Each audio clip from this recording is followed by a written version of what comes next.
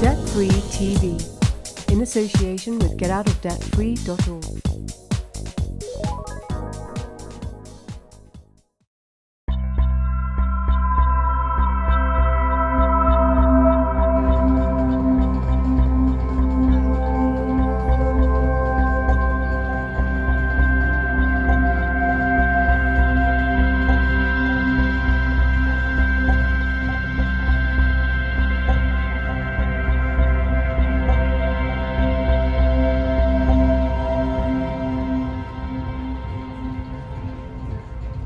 Alright, I'll start with the Ashaninka people. The Ashaninka tribe in the Upper Amazon in Peru.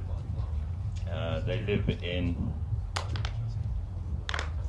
rainforests, but it's in the mountains. It's not flat as it is further down into Brazil and in lower parts of Ecuador and stuff.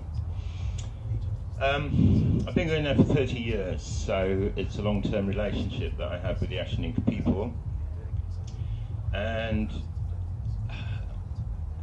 I travelled the world a lot before I managed to get into the Amazon jungle, but once I got there, it's really the only place in the world I ever go back to, so I don't really go on holidays or travelling particularly anymore, because I found people that I really, really like to be with and who I felt I could learn lots and lots from.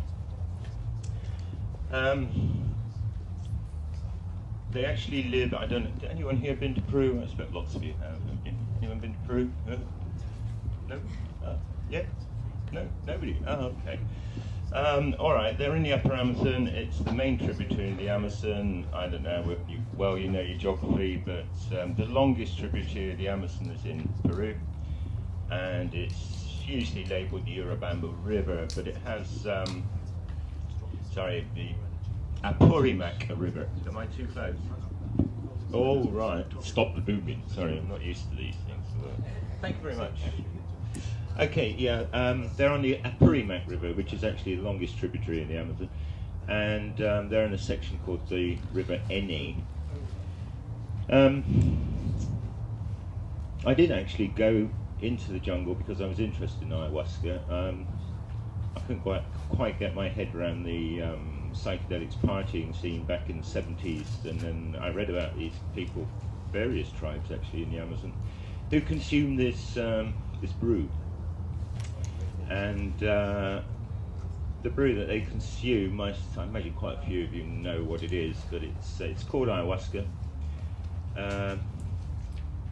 which is vine of the soul, I think. Sometimes it's called vine of death, but actually the brew is two plants. It's the vine, Banisteriopsis carpi, and that's brewed up with the leaves of the Psychotria viridis, sort of shrub. And the green leaves contain DMT, and the vine itself contains various harmalines, which allow your body to absorb the DMT orally, which normally it doesn't. Yeah, my first experience going to visit the Ashaninka, I'll try and talk about ayahuasca, Ashaninka, the Ashaninka really. I won't get too much onto the Amazon. The first time I went into the jungle, I was there 16 days, 15 nights, and we drank on 14, which was a bit of an introduction. And it was quite incredible, of course, because it was in the middle of the jungle, it was surrounded by trees, just lying on the ground in the open under the stars. And the beautiful thing I found was that when the brew started to take effect, they would all start singing, chanting, kind of in harmony, but they don't all sing together. It's one starts, usually the guy who's dished the brew out. I could say the shaman, but in a funny way, they're all shaman because there's very little distinction there. There are, I suppose, the most significant shaman there are the tobacco shaman. In the area where I go, they were all killed except one during the war with the Shining Path. Any of you are aware of the Shining Path? Senderos Luminosos. They were a kind of idealistic Marxist, Maoist, revolutionary organization. And I used to think that, well, you know, they opposed imperialism and they opposed America, and their theory seemed to be all right until I actually came into contact with them a bit closer. And things developed such that just after I left Peru, after working there for 5 years, the Ashaninka lands were attacked by Senderos luminosos.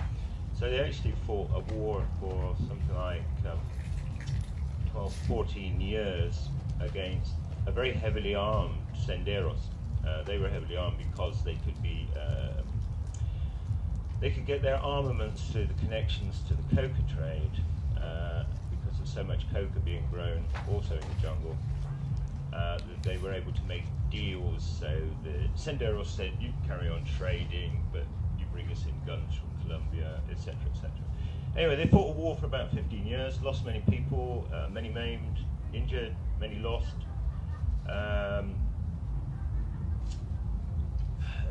It would decimate many peoples, I think. There's estimates of between 5,000 and 15,000 people killed during that, just of the Ashaninka. So they have experienced war. Previous to that, contact with the West had been like colonists, one who came in to clear jungle because they were encouraged to by the government, because they didn't want them all migrating to Lima from the mountains. Those people came in growing fruits, difficult if, 1,000 different settlers trying to sell the same fruit, so they ended up growing coca, which was more remunerative, easier to grow. And that's not the Indians, these are the colonists who come from the mountains, and some of them have come from Lima as well. All right, that's kind of where they are, who they are. They've had contact in the past with rubber tappers as well, but that was a long time ago. Missionaries came in probably during the 1920s, and then gradually extended into more remote areas during the 60s and 70s. I, like probably many people here, had read about missionary work in the jungle, and I was very skeptical of them, but the actual guy where I went kept people out. He was a Franciscan missionary, and he was very protective of the Indians, and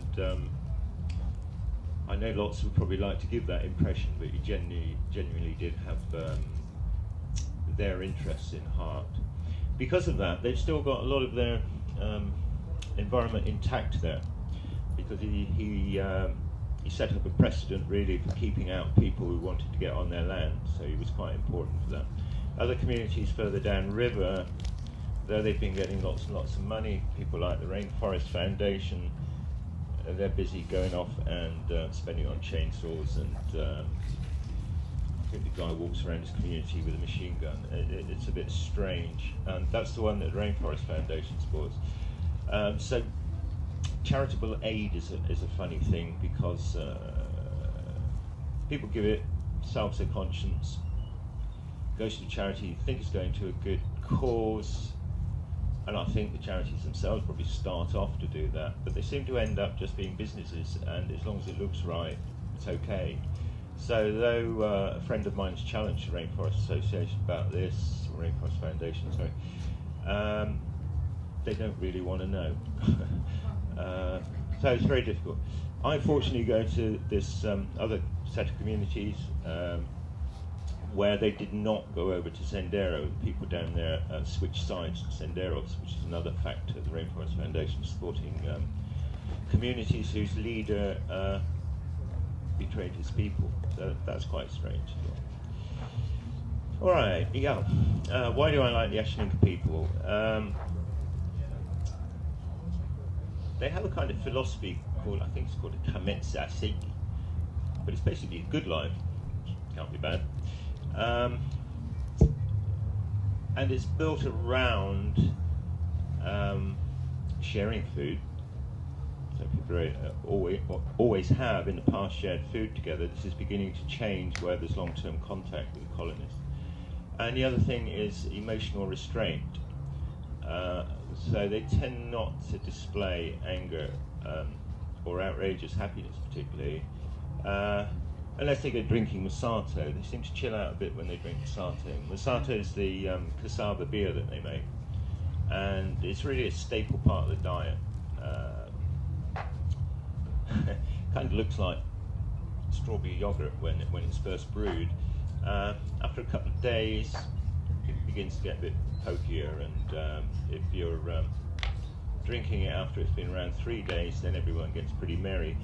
They seem to use it actually because they're so restrained emotionally. It's the only time that they really let go and start dancing around and laughing and joking and so on, which is great because I'm quite a reserved person as well, so it kind of fits for me to be with them. But it also means they ply me with lots of Masato if they get a chance. The other nice thing about Masato, and I think we could really learn from this, is I don't know if I offend any of the females here, but the women make the beer, basically, which I think is great. You know, the men clear the places that they're going to grow there, because they're not hunter-gatherers. They're mixed. They hunt, they gather, but they also cultivate cassava and a few other things. So the men clear the patches in the jungle and plant the cassava. The women harvest it and they make it into the beer.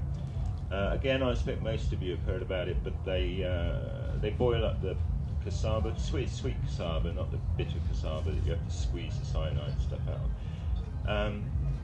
They boil up the cassava with sweet potato, and then the women will sit round, maybe 6, 7 or 8 women sit round a big pot. Even though it's only one woman's pot, they'll all help out and chew the lumps and then spit it all back in. So when you're drinking the Masato, you're sort of sharing a bit of their DNA, yeah, which is great. Back in, I think, 83, I had a 3-month-old daughter, and we took her in, and we were way down the river swimming, and we left her in the village because she was fast asleep. And yeah, it's not like sort of going down the pub here. Yeah, she was left in the village, but she woke up. No problem, they just nursed her, fed her, which again is great, so she's got a bit of DNA as well. Yeah, so the women make the Masato. It's very important for their social cohesion. It's very important for their energy for getting about in the jungle. It's extremely difficult environment for getting about in because it's quite incise, the countryside. So there are gorges 2,000 feet, 3,000 feet deep. There's waterfalls, 1,000-foot free fall and stuff like that, with no footpaths to them. So it's amazing. You know, it's what you want when you go to a waterfall, is to actually cut a bit of scrub away to get there and find your path, rather than trekking along sort of tarmac wires at the side and lots of stuff. How long that'll last, I don't know. There are moves there, I think, to try and open it to tourism, but we're trying to resist it. And as long as there's no road there, I don't think that's going to happen, because tourism would just change it so drastically. Yeah, but a few years ago, I was thinking in terms of collecting money for the Ashaninka to help them. Not that they need help, really. They only need help because of our society impinging on them. And there were things that they needed, things like shortwave radio transceivers and solar panels, so that they could keep contact between communities in case there were bands of senderos who came in, because they are still there despite what the Peruvian government claims. They're small bands, they don't really have a proper leader anymore, but they're still existent, and they sometimes see bands across the other side of the river, and so they like to be able to keep in touch. Most of the communities do now have radios, so the shortwave radio. So that's good, because I can get to the nearest town, which is about 200 odd miles away, and radio in, so they know that I'm going to be coming. They do actually have one satellite phone there as well now, which is quite strange. I can actually, if I want to, phone the village from home, which seems peculiar. But usually that's on a Sunday morning, because you know somebody, there's a meeting there, you know somebody's going to be there. Okay. When I first went, they weren't greatly acculturated, but they had begun growing cash crops. Cacao and coffee are the two main cash crops that they grow. I've also seen them growing peanuts, sesame, uña de gato, if any of you know that stuff, cat's claw, not the European one, but the jungle one. It's used a lot in Germany as a cure or a preventative for cancer, I think. I've actually just got a prophylactic. I'm off to Peru in 10 days, actually. I've just got a prophylactic for malaria, a homeopathic one, and that contains Untitled as well. Sorry, did you say prophylactic? Yeah, not a condom. That means A prophylactic is something that you take to prevent getting malaria. It's a preventative. So in the case of sex, condom prevents insemination. So prophylactic is just a word to describe something that prevents. Yeah. Is that right? Yep. Okay. If you go into a chemist in Peru thinking I'll try and get something for malaria and say you want a prophylactic, they'll come out with a thing condom. So yeah, it's a funny word really. Okay, so this will probably wander a bit. I don't tend to have anything written down. I'm sorry I don't have any pictures. I did have a slideshow on the computer, but we didn't have an attachment to put it in, connect it to the projector here. Sorry? It's more tribal without the slideshow. Yeah, I guess it is more tribal without the slideshow. Yeah, although they are getting some electricity in there with solar panels. And I don't like a lot of the things that are happening there. It's not for me to say what they should or shouldn't do, but they're very vulnerable and they're not aware of the long-term impact of some of the things that are coming in. I think. Do you speak the language? A tiny bit, because first I have to go through Spanish, and then it's Ashaninka. I'm hoping to be in there for about 4.5 months now, so I'm planning to really get my head around the language. I've never actually stayed in there before 3 years ago for more than 2 weeks. Not because I can't stand it or anything like that. I absolutely love being there, but because that was usually the amount of time of food I could take in, because I didn't like to be dependent on their food, because you're just adding population to limited resources really, because they do get all of their food from their environment. So fish, some hunting, meat, some sort of nuts, berries, all sorts of little bits and pieces. But the staple is cassava, masato, and probably fish, and meat's a bonus. So if somebody comes back with a deer or a pig, it's great. Or a big rat. I mean, last time I was there, I was really, really hungry, and they got one of these huge rats about this high, and they're really tasty. I took somebody in and I said, "Oh, great, we've got some really nice, sorry vegetarians, we've got some really great meat." But she said, "It looks like a rat." I said, "Well, it is a kind of rat. It's a bit like an agouti, but a bit smaller." She said, "I'm not going to eat rat." I said, "Well, it's a rodent, probably rabbit or something." She said, "I can't eat that." It's quite good if you go in, if you can eat what they have there. And the first time I went in, I suffered. I know we're taking brews every night, but I suffered quite a lot from not being able to drink much masato or eat much cassava. And the second time I went in, I vowed I would just do whatever they did. And I was much healthier, much stronger, enjoyed it much more. I think it was that thing of getting out of your head what you were used to, and you'd like something sweet. There's not really much sweet there, etc., etc. But if you can get your head around that, you can start to adapt to something that's quite different.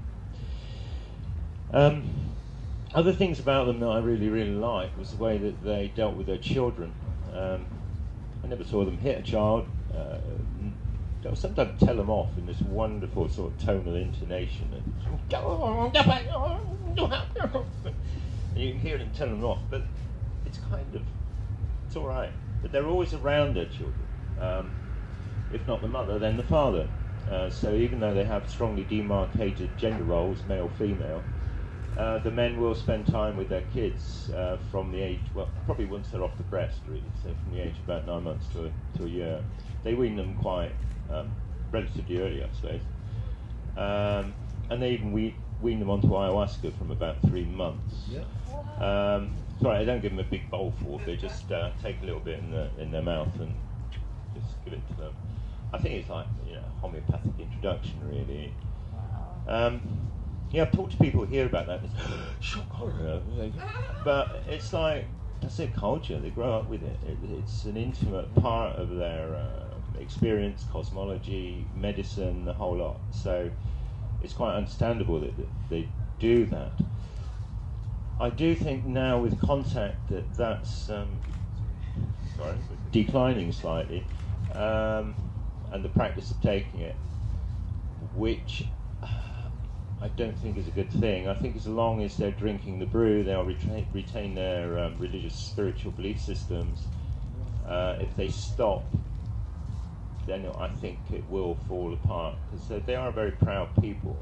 Closer to the towns, they are already fallen, if you like. They're in that funny space between a proud culture and the ruins of proud culture. So if you look at North American Indians, I know we get the sweet, nice little bits over, but if anybody goes to North America and try to visit them, it isn't necessarily very nice or very pleasant. The poorest people in North America, or the Aborigines in Australia, who I have been with, and I found them beautiful, beautiful people, but I'm impressed they get from white Australia. It's just appalling, despite, again, the sort of pretense at incorporating them into their culture.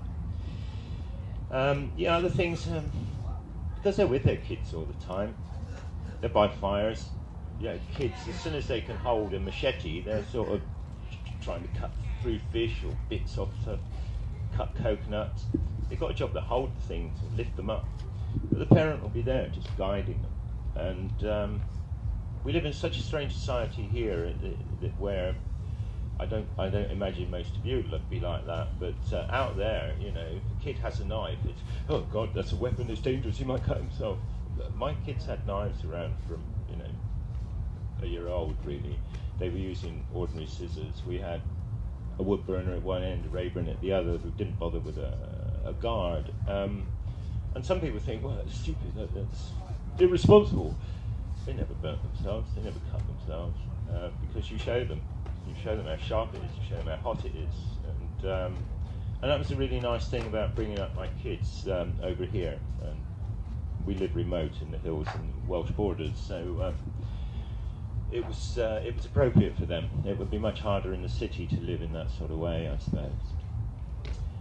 Sharing food, of course, it's another thing to learn from, and I know a lot of people at festivals experiment with that, which is fantastic. It's community, it's living together, it's breaking away from our kind of, we have this confusion of sort of selfishness and independence in our society, and it's I won't kind of try and explain it a lot, but we're geared to serve ourselves, I think. But at the same time, with this whole thing of independence and everything, you look around, and many, many people have not grown up, especially I think men more than women. Because we have no, I'm not meaning that as a gender prejudice. I think women have natural cycles in their lives with the onset of menstruation, childbirth, that are major rites of initiation. Men don't have that here.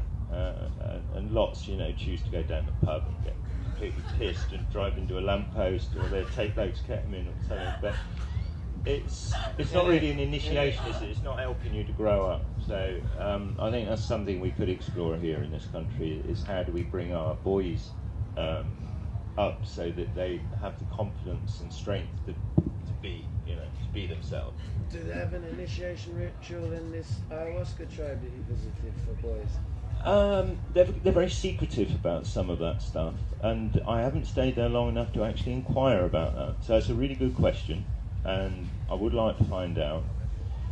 I suspect the ayahuasca brew itself can be a part of the initiation, because they do make it extremely strong sometimes. So yeah, all of that was fantastic. I used to go hunting and fishing with them, but I find that a lot harder now. Because you do need to be pretty fit there. What else was I going to say on that? The women make these beautiful baby carriers, which they're woven. They grow cotton. They have grown cotton for a long time, not as a cash crop. They grow tree cotton, Amazonian tree cotton, and they grow that, harvest it, And you'll wake up in the middle of the night, about 3 in the morning, 4 in the morning, and you'll hear the women beating the cotton buds. I don't know if it probably takes seeds out or something. And then also at dusk and dawn, you'll see them starting to spin the cotton. And then they set up looms, just straightforward loom against a post, stretch out. And they may or may not dye some of the cottons with natural dyes from the forest. And they weave these amazingly beautiful robes for the men and bags. All the men carry a man bag.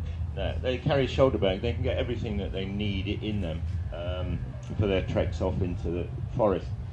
And usually they wear them over here, but if they're going through really difficult terrain, they kind of put them around your shoulders, just off the back of the head, so they don't kind of get in the way or caught in the trees or anything.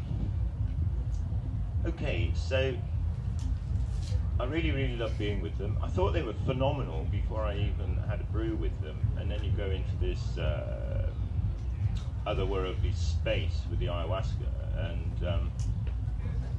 and yeah, I've done, you do things here. I've done LSD and mushrooms and things here, but ayahuasca was very, very different. Lots of visions of the jungle. The visions of the jungle are I'm still deeply interested in this stuff, and I'm still learning a lot about their kind of where their consciousness is. I think David before was probably talking about consciousness, but the longer I go, the more different I realise they are. Whereas you probably expect it to be the other way around, that you get used to them and you go, oh yeah, well, a bit like us really, but their consciousness is so incredibly different. Somebody did, I think it was probably an anthropologist, did some investigation into the Ashaninka back in the 50s and studied their cosmology, and supposedly it had something like 78 levels, their cosmology. And I don't know if people here have much sort of ayahuasca experience, but certainly when I started, it was very evident that there were levels of kind of experience in the space, because you have to go through all your fears and all your insecurities, and all of these things have to be confronted, and it's only when you get through those that it seems to allow you to go up to another level of awareness. Well, supposedly you have about 78, which is quite a cosmos. When I went back in the 80s, they tend not to give you an adult to look after you in the jungle because, why should they be bothered really? So they give you younger people. So my guide was sort of 12 years old back in the 80s. And I felt about 2 next to him. And I'm fit and I'm healthy and I climb trees. Well, I just felt like useless, And I know, it's their environment, but they are so honed physically, and their knowledge, their capacity is just mind-blowing, really. And I'm aghast at it. It's just phenomenal and very beautiful. The problem is, I think that it's going to go because the rainforest is being degraded first in many places and being clear-felled in many other places. If anyone was here for Nicola yesterday, she showed some pictures from Ecuador, I think, of them just great clear swathes of jungle being cut down to grow stuff like oil palm. Where I go, it's not quite like that. It's too mountainous. So when they have had the mahogany removed near the river, but it was individual trees which they then cut up in situ and then carried out the planks to the river, and then they float them down the river, and then they put them on a boat on the main river, and then they go down further on down the river. It's actually worth more than its weight in gold, I think, the best mahogany, and they sold the rights. The Ashaninka sold, I don't know, were swindled, if you like, out of their mahogany for 2,000 sheets of roof metal, sort of corrugated irony stuff, with $10,000 maybe.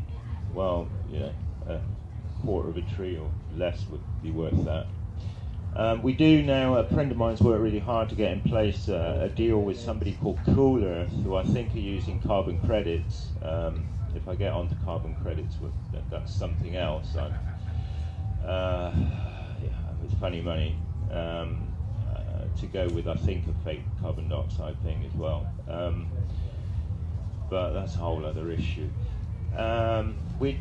Anyway, there is some of that money is going to some organisation called Cool Earth have agreed to actually pay an equivalent amount to the communities where we go to what they've been offered for the next set of trees to go. So at the moment the trees are protected.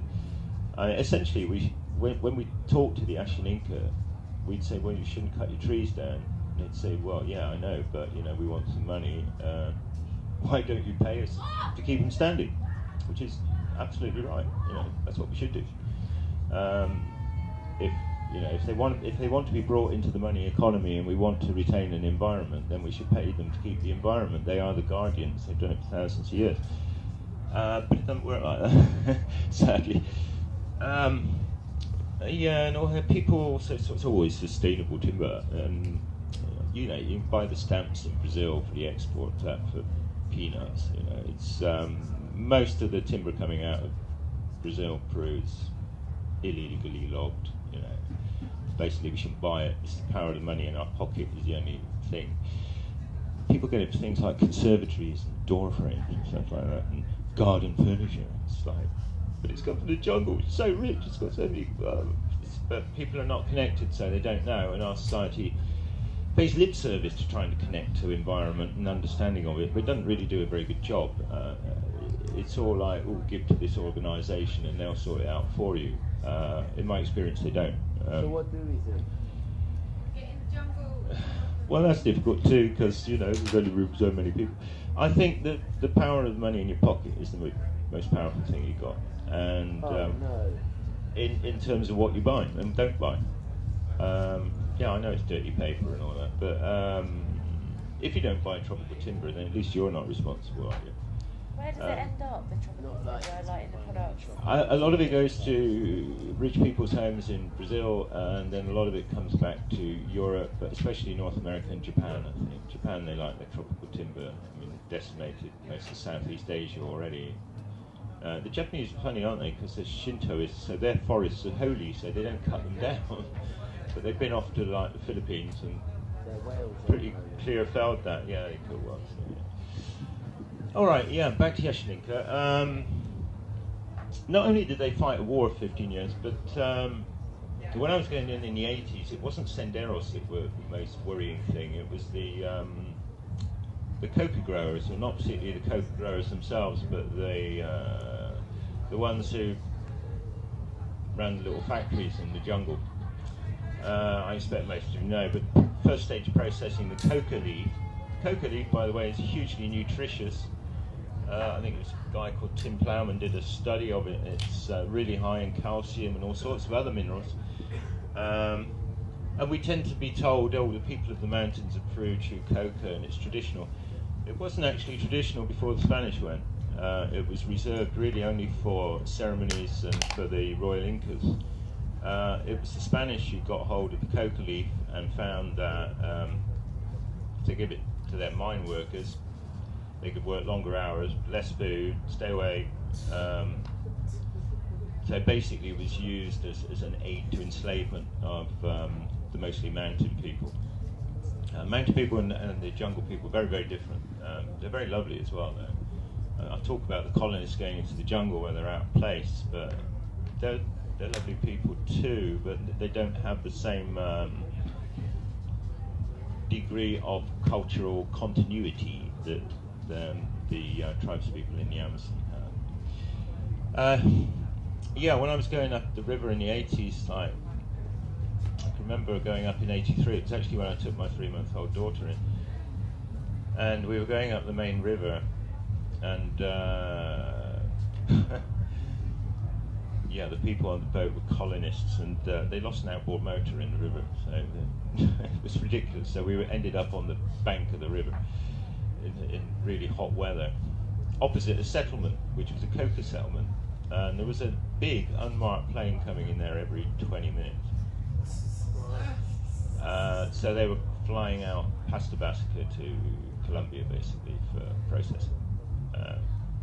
I think increasingly processing goes on in Peru, which I'm a bit concerned about, because though the Americans have been active there and have sprayed in some valleys and things, it's not the same situation as Colombia, where it's been war for sort of 40 years really.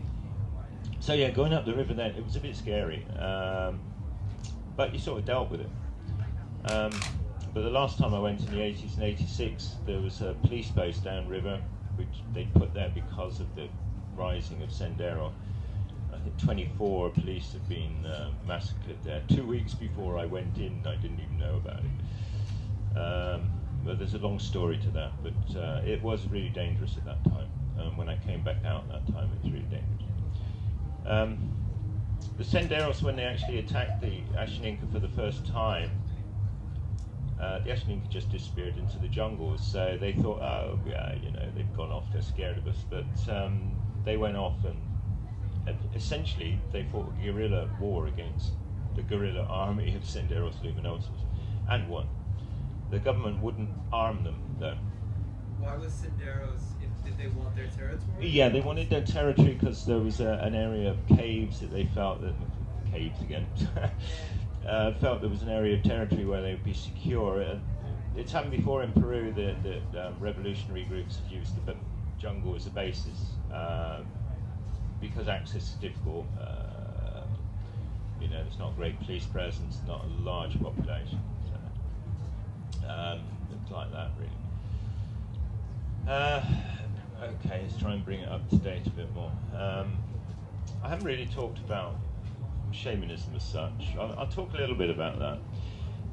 Obviously, I've been doing ayahuasca since 1982, which is a long time, and when I first came back from Peru, nobody kind of heard of it or knew what it was. They all thought, you know, you're a bit nuts because you've been taking this weird brew in the jungle. Then from around 2000 or so, it gradually became a bit more popular. I don't know whether due to publicity in the 90s by Terence McKenna or whatever, but it certainly became more well known and started to be used in this country. And I think, I mean, I already was, but I was doing it with friends, and we would buy the raw materials and we brew it ourselves. And that's something I'd recommend to anyone here who really wants to do it. Is you know, try and do it with somebody who's done it before, but make it yourself. Santo Daime kind of brought it in here. Santo Daime are syncretic, you know, mix of religion. It originated with a rubber tapper in Brazil, I think, and it's kind of synthesis of ayahuasca use in Christianity. I find it a bit weird because they have large groups of people, they all dress in white, the men are separated from the women, they sing, not really Icaros, they're kind of Christian songs in Portuguese. And I wonder how accessible that is for people. But it is being put out there as something wonderful to experience and as a sort of psychotherapy. But personally, I've never been to a Santo Daime ceremony, though I've been invited to help administer them. I just haven't bothered really. It seems a bit weird to me. There's also a proliferation now of other people doing ayahuasca in quite large groups, but lots of money. I worry about the degree of like aftercare. It is being used as a, well, it's a nice trendy way to make money. I'm very, very skeptical of that. For me, well, I mean, if you have a strong ayahuasca brew, I'd find it hard to hold the energy for more than 5 people, really, because it's hard work. So, more than that, then you certainly need several people, really, to be looking after the situation. Yeah, I would encourage people to make it themselves. You can buy the vine, you can get it on the internet. I use Mea Botanicals. It's Maurice in Holland. He's very, very good quality, fair price. In fact, he's cheaper than a lot of wholesalers. So, and it's always really good quality. I've met him, he's an okay dude. The other thing about ayahuasca, traditionally it's made with chacruna. Well, first off, the chacruna doesn't travel too well. These are the leaves, the DMT leaves. and it loses its potency quite quickly. The vine doesn't. You keep the vine for years and it keeps its potency, but the leaves tend to lose their potency, which I think is why many of these larger organisations import their brews. They get it sent over. Again, I find that a bit weird. I think if you make the brew and if you've got people who are going to do it with you, then you can make it with them. Their energy feeds in. As long as they've not got weird energy, you let them feed it in. You can maybe build a bender, collect firewood. And I'm meaning out in the sticks, you know, in the woods or by a river somewhere, away from houses, away from light. Do it at night. In the jungle they always do it at night. I personally do the same thing here. And I don't use the chicruna.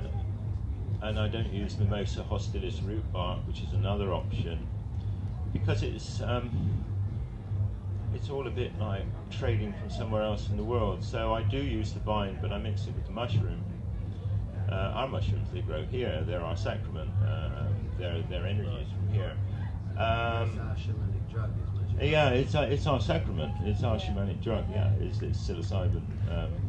Psilocybe simulatiata, liberty gaps are the most widespread ones. I expect most of you know about them. So I use it with those, which means you've got the kind of all that wisdom, knowledge, experience, tradition from the Amazon in the vine, and then you've got the energy that's in the mushroom that comes from here. So we've got something of our land, because ultimately shamanism is about, I think, land and place. Rather than, I don't know what it is moving into really at the moment. For me, it's integrated me with plants and environment in a very, very strong way.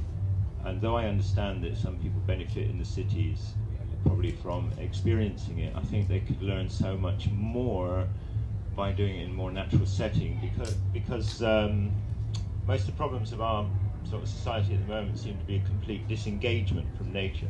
I'm not saying we can all go back and live in the countryside, it's impossible, but it would be good to get people back to recognising their origins, that their food comes from the ground and from growing with sunlight, and it doesn't kind of grow on a Tesco counter. Sorry. Do you know of a wild British plant with the MAOI? Yeah, the way the ayahuasca vine works is it's an MAO inhibitor, a monoamine oxidase inhibitor, which basically means it stops the production in your stomach of the stuff that defends you against amines, which are quite abundant in our diets and stuff. So you're opening your body up. Natural MAO inhibitors in our environment, I'm not aware of any wild ones. I'm aware that passion flower is to a certain degree, passion flower leaf. Parsley supposedly is as well, strangely. But whether they would operate in sufficient quantity to activate, say, the chicruna, I mean, some would argue, well, mushrooms are active anyway, why do you need an MAO inhibitor? There is, for me, there's certainly a synergy between the mushroom and the ayahuasca vine, which makes, 100 mushrooms with 2 ounces of ayahuasca very, very different to 100 mushrooms. Very, very different. It's probably considerably more intense. And also, it's not for everyone. It's really trendy at the moment. Ayahuasca, I'm doing ayahuasca ceremony, and they go off. And also, there's a lot of doing it over long periods of time. Oh, we're going for 3 days. I don't know. I'm a bit unsure of that. If it's a good brew and you make your brew well, you don't need to do 3 in a row. You do 1. I think you need the other 3 days to recover. But that's just my personal opinion. I'm not saying what anybody should or shouldn't do. I'm just saying really what I've learned from my own experiences. It's up to you guys what you do. So that's all of that. And how much time do we have? Because I haven't got a watch on. I never wear a watch. Sorry? Are you going till 2? Yeah. You've got 5 minutes. Oh, right, You okay. timed that very well, so I think. I'll say one quick thing and then any questions that you want to ask. Okay, what am I doing about this situation? I've looked at it and I think that faster than money, schools will destroy their culture. They're teaching the children stuff that is in direct contradiction to their traditional belief systems, their spiritual belief systems and practices. finished yet? Yeah. Oh, yeah, you can bring me a fresh one. Thank you very much. Right, Good that's time. lovely. Good time. Yes, one of my beautiful daughters. She came in with me 3 years ago with my other two daughters, and because I've been going in for 30 years, well, 27 years then, they asked me where I wanted to go. Oh, you want to go to Parry Harrow? That's a 1,000-foot waterfall. And I said, well, we'd like to go up the Mamiri perhaps first. And, up the Mamiri. And I said, there's waterfalls up there, aren't there? Yeah. But he looked a bit perplexed, but yeah, okay. So there was a guide there next morning for us, so we set out. We went for 4 hours, but we're good walking in the jungle. Most people would take 8 or 10 or 2 days, but we're pretty good at it. But I was amazed. We were taken to a place where nobody had ever been before. No loggers, no missionaries, no coqueros, no soderos. So essentially, not uncontacted, because they trade. I'm not sure that there's any uncontacted people in the Amazon, but there are people who choose not to be in contact. So they're kind of semi-contact because they trade. But we went up there and we actually had a brew with them on the first night. And it was, I can't describe it, but we stayed there 3 days. When I left, tears just flowed down my face. I don't cry very often, I just...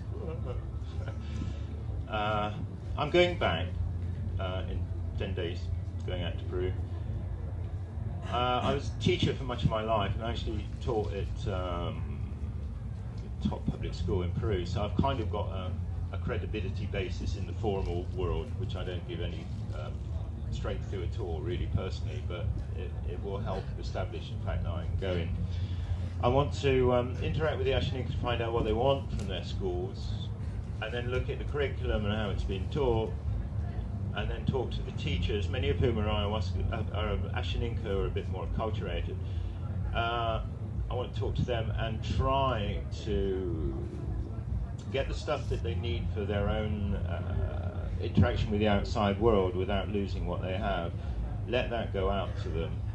But the other stuff that is totally disrupting their thought systems and spiritual belief systems and medicinal patterns, that stuff shouldn't be going in.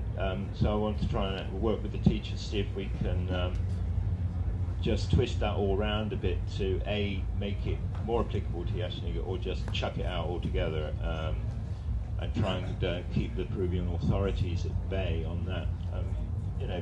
I don't know how you feel about it.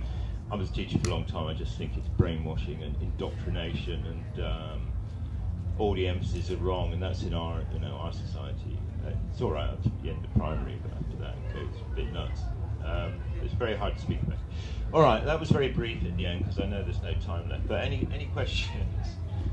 Can I just make a comment for anyone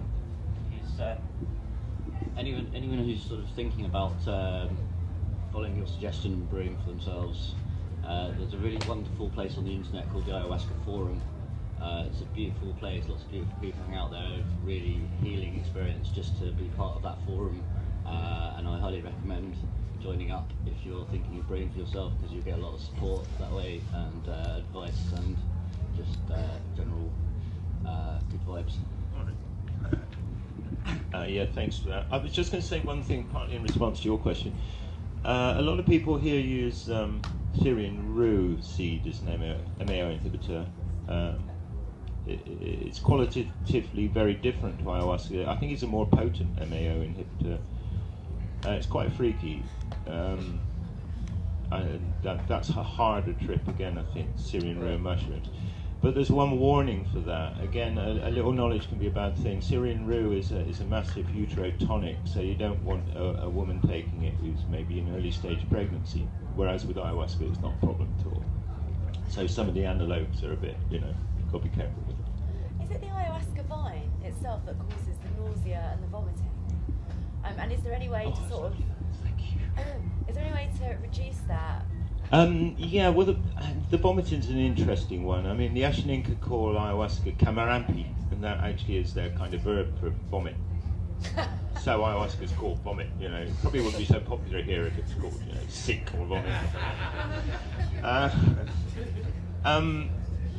They tend there to give you, when they give it to you, they give you a gourd full. And just the quantity of that makes it very hard for me personally to keep down. And the longer I drink it, the harder I find it to drink, actually.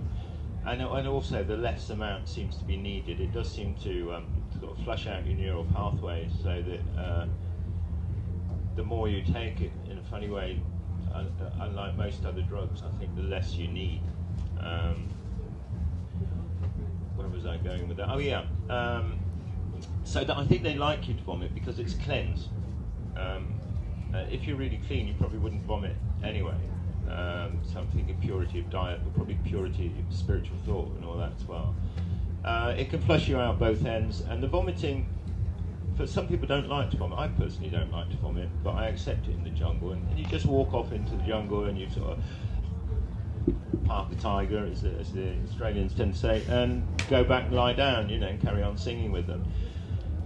When I brew here, I tend to brew it to a very, very small quantity, and so that it, a teaspoon is all you need. That way I don't get any stomach problems at all. The other thing, of course, is to fast. I personally fast before. I used to fast for 3 days before doing a brew. I tend now to have breakfast and then just fast during the day. But I think the longer that you do fast, it's kind of the more respect you're showing it and the more energy it will give back to you in the experience. Totally separate question, but shaman, the word, came up at Small World. Long conversations about what a shaman is. But I would just start to ask you. Yeah, okay. Shaman the word stems from Mongolia originally. I mean, I think the word's bandied around a lot these days. I don't personally choose to call myself a shaman, but then other people have said, well, that's not taking responsibility. And I think, well, I do take responsibility. And they say, well, you are a shaman. Yeah. But I kind of don't like words so much. What I would say is that anybody can trip off their face. It's not difficult to do. Anyone can do that. But I would say if other people call you a shaman, you probably are. If you're calling yourself a shaman, you're probably not. Yeah, all right. Well, that's a nice way to look at it. Yeah, okay. One thing I would say about it, like, you can get off your face with loads of drugs and loads of psychedelics.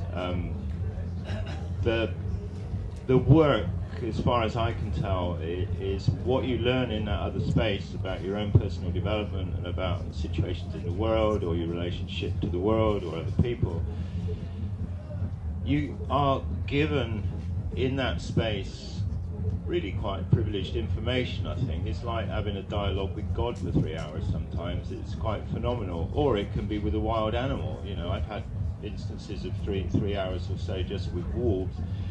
What seems important to me is to try to bring back as much of that teaching from the other space, if you like, that you can. And then the true work is to disseminate the learning of that out to people. Otherwise, not doing anything, are you? So it does seem as though if you are learning in that space, the responsibility shamanically would be to try to introduce that learning and understanding, that perhaps higher level of understanding, don't like hierarchies, so other level of understanding, out into the world. Does that kind of answer that? Yeah, it was a similar answer that someone at Small World gave me, who I also considered a shaman. Oh, okay. Who was it? It was Dave Pepper, who does We Shaman, We Showman. Okay, I don't know. That tracks. All right. And I asked him, but I disputed the teaching bit, because the teaching bit is the guru job, and you can be a shaman without teaching. Yeah, but also you can be teaching may be the wrong word. Guru, I mean, disseminating information. A guru disseminating information might not have had the experience. Yeah, all right. A guru just means teacher anyway. No, but the guru might have learned the information from a book. But a shaman's got to have gone. Oh, yeah, I like this comment. Has to have gone to the place. Yeah, I like this comment about books. I probably got to wind up, but the beauty of being with the Ashaninka is that like 99.9% of what they learn and understand, certainly before schools came in, is experiential and shared with the rest of the community. If we really truly examine our knowledge and understanding of the world, it's like 99% comes from books, teachers, second-hand information, telly, films, computers, etc., etc., and we're sort of 1% experience. Yeah. And you can actually, trying to teach in our schools here was a nightmare, because I'd say, well, the book's wrong, it's not like that. I've experienced this and it's not like that. Oh, that's just anecdotal. Yeah. But it was real. I saw it. I smelt it. I felt it. And you read a book, and that's true. We have a real fixation with written text. And last time I spoke, all this came up about the kind of magic inherent in the written language and the way that that's used often to manipulate us. But that's a whole other. That'd be another hour or whatever. Next time, that'd be a good one. Yeah, next time. Right. Any other questions? I think I've probably got to finish it. Okay. Interesting, the written words, isn't it? Yeah, I Much think better when we speak with each other than listen to words on a page. Yeah. Well, I've read accounts of the subjugation of indigenous peoples around the world. Now, often the indigenous people say that the reason that the other side won was not the weapons, was not the strength of the warriors or any of those things. It was the communication of the written language, and that was like a magic that they couldn't emulate because it gave the people opposing them such a massive advantage. So, yeah. All right. I think if anyone wants to come and chat after, great. Or any other questions. There's so many avenues that you can go down with all this stuff. So please do come out. I do have some pictures on the computer in the car that I can bring over and show people. It's an incredible environment to look at there. I do take small groups in sometimes if people are reasonably fit and healthy and of moderately sound mind. Subjectively speaking, yes. All right, that's lovely. Thank you very much. Thank you.